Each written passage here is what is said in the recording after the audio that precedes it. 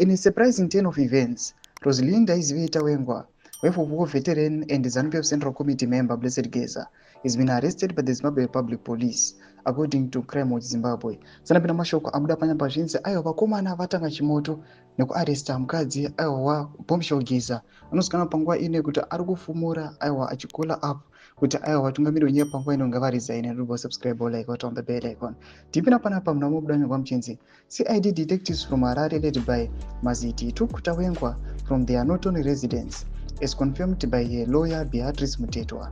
Blessed Geza, who has been vocal in his opposition to President Emmerson Mnangagwa's third-term ambitions, has publicly criticized the president for allegedly protecting looters and thieves.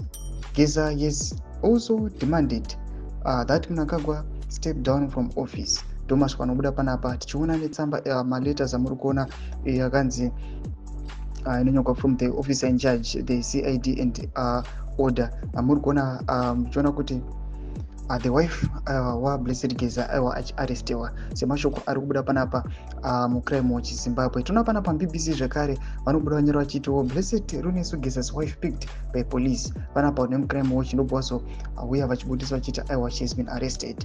Ngotidzai mafungiro enyu munoti kudii pamusoro pechitiko ichi. Panapa vanhu vachiona kuti aiwa mukomana anonzi Geza anoonekwa panguva inoyi ari very very controversial and vakomana vamapurisa vari kutadza kumubata vanobata aiwa wife patakuona kuti we do not know kuti what is going to happen next kuti vakomana vachafighta back kuti ariliziwe ototi chichaitika. Mashoko adanika kupaitira panapa sekunyorwa kwabuda akaitwa panapa muzimu aye mashoko atiri kuona kuti panguva inoi people vachitarisira kuona kuti aiwa we want to see the next move.